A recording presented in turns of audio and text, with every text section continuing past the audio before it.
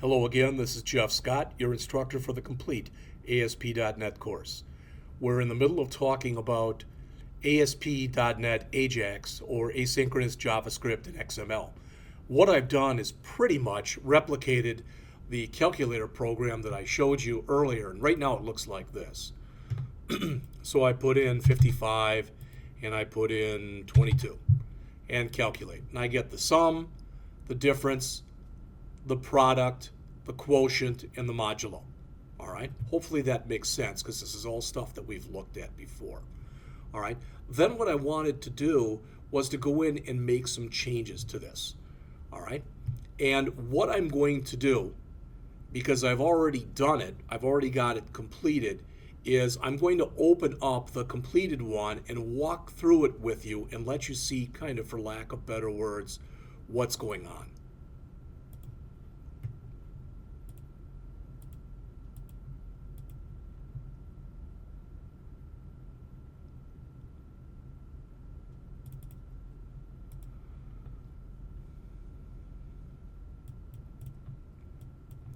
Again, I took a blank website and just added a default.aspx file to it. All right. Now this one has some code in it.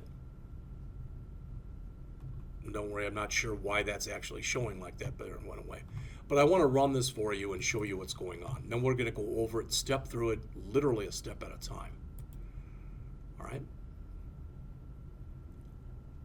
So it's broken into thirds. Here's your typical calculator like we had before. It says normal calculations below. So I come in before, and what did I have before? 55 and 22, I believe. Click calculate. That looks almost identical to what it did before. All right. Then I'm going to come in and I've got a thing that says delayed calculation. So I'm going to put a 55 and a 22 again and click calculate. Notice what happens. Calculating, please wait.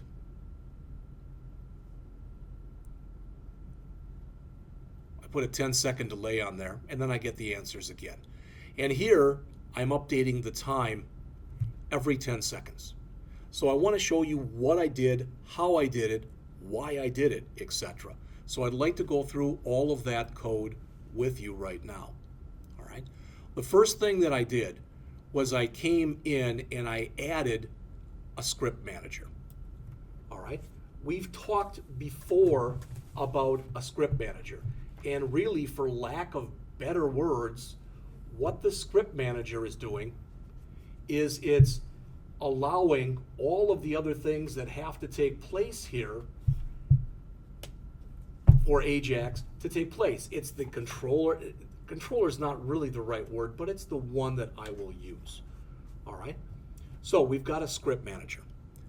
And you need one of those because an update panel will not work without a script manager. All right, so then I added the update panel. In fact, I've added 3 update panels. Here's the first one. It starts here, and it ends right there. Now, that particular one that you see right there, that particular one, that is this. So that's the first update panel, and we're going to go over all of it in just a minute. This is the second update panel. And this is the third update panel. So we've got 3 different update panels, all right, all under the control of the same script manager. So let's take a look at each one of these. All right, so here's the first update panel. So what did I do? Well, I basically took everything that I had put before.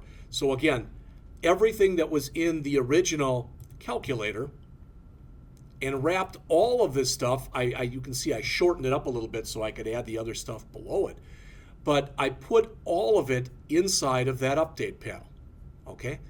There really was no flicker before it, but now there'll be absolutely no page flicker doing it that way. Okay, so that's the first thing that I did.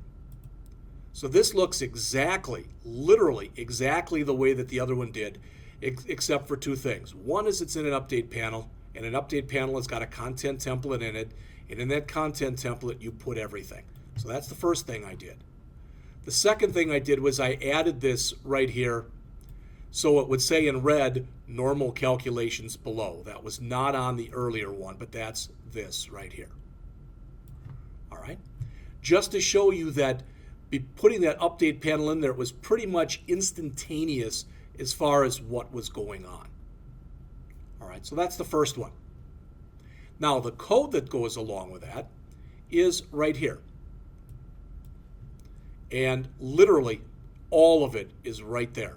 Okay, it starts here.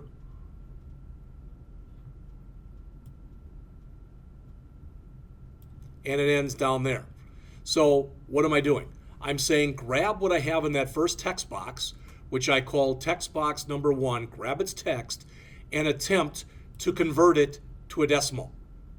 Do the same thing with what's in the second text box. Grab what's ever in there, attempt to convert it to a decimal.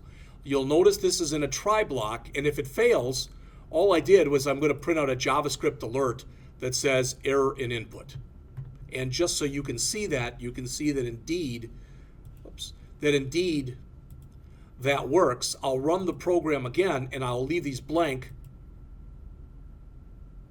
Well, it should say error in input. Let's try this. Let's try on that one, see if we get the error in input. We're not. Well, I ran the program a few minutes ago and I got it. So what is supposed to happen there is I'm supposed to just get a JavaScript alert that comes up that says error in input. All right.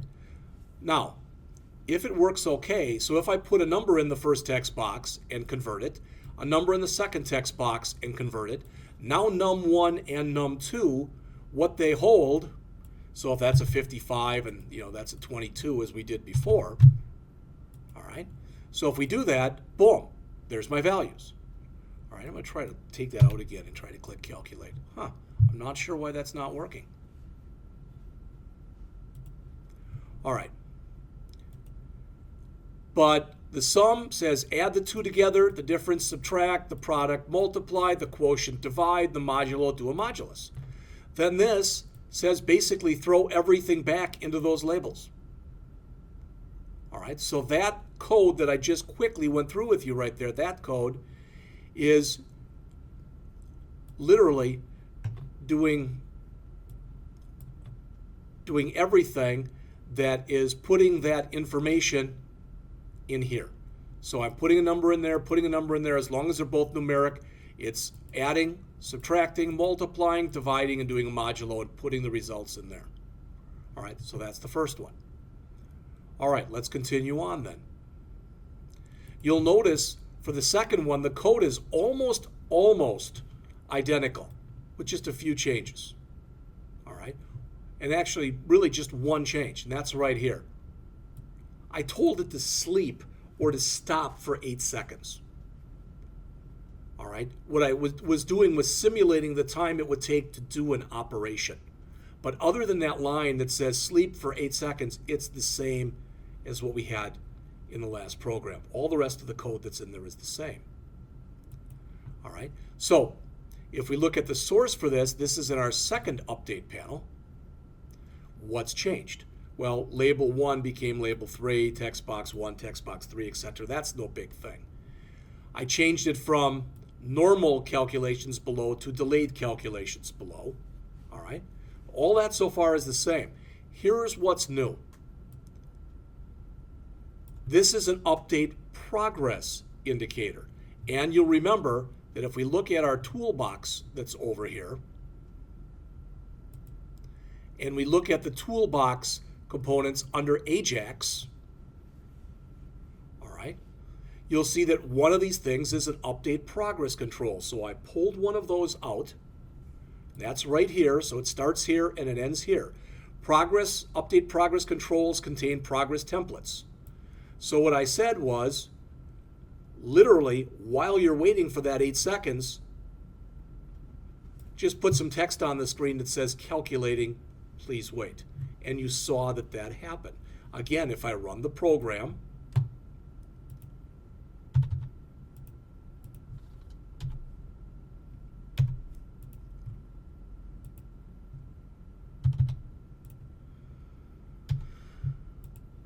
1 Mississippi, 2 Mississippi, 3 Mississippi, 4 Mississippi, 5 Mississippi, 6 Mississippi, 7 Mississippi, 8 Mississippi. There we go. All right? So we've simulated waiting for something, and we've used a progress template. The last thing that's in there, for the last update panel that I have, what I did was I used a timer control. All right? Remember, the timer control makes sure that things happen on some kind of a regular interval. Now I'm going to change this because I'm having it update every 10 seconds. I changed it from 10,000, which is every 10 seconds, to 1,000, which is every second. And the timer responds to a tick. All right? Just like a button is a click, a timer is a tick. Other than the fact that they rhyme, they really have very little in common with one another. And this says time updated. Now it should be saying time updated every second. All right? So let me save this, run it one more time. It's not all going to kick in like this. There it goes. Notice now I now have a clock on my screen that's being updated every second. So that was very quickly a quick little introduction, all right, to what we wanted to talk about in here. Now, I won't normally show you my bad-looking desktop here, but I do want to show you this, and that is the following. So what we've done in Lesson 13, which is the one that we're in, is we've talked about some AJAX fundamentals. We've looked at the update control. We've looked at the script manager control. We have also talked about the other controls, the update progress control, the timer control, all right, etc. In the next lecture, we're going to wrap up talking about AJAX by talking a little bit about web services. Web services is a very complex topic. So we're just going to get into it. We're going to build a very elementary web service.